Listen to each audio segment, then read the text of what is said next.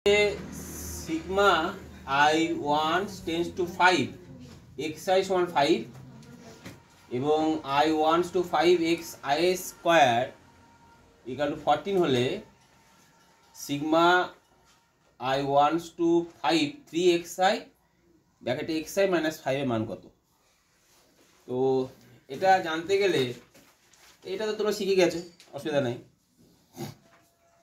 তো আরেকটা জিনিস শেখায়, সেটা হচ্ছে যে ধরো sigma I1 to 5 3xi square এ থাকে, তাহলে পরের লাইনে লেখা যেতে পারে এই তিনটাকে এদিকে নিয়ে আসা যেতে পারে। দিয়ে এটাকে এরকম লেখা যায় I1 টু 1 5 xi কি স্কয়ার। বুঝা গেল?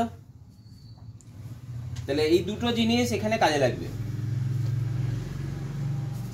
বুঝতে পারলে? তো আমার অঙ্ক আছে sigma I1 to 5 3xi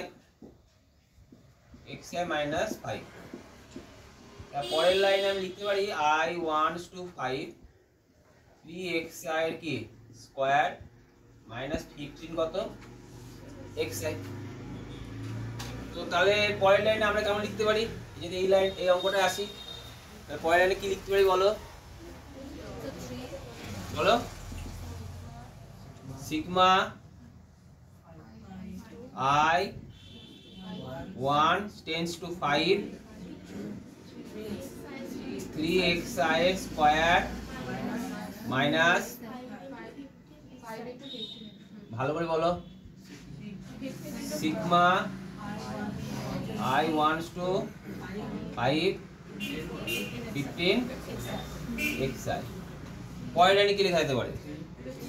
3 sigma I1 to 5 xi square minus 15 sigma I1 to 5 xi। তো এটার মান কত? 14। 15 ইন্টু কত? 5। 5 পূরণ কত হয়? 3 14 কত হয়?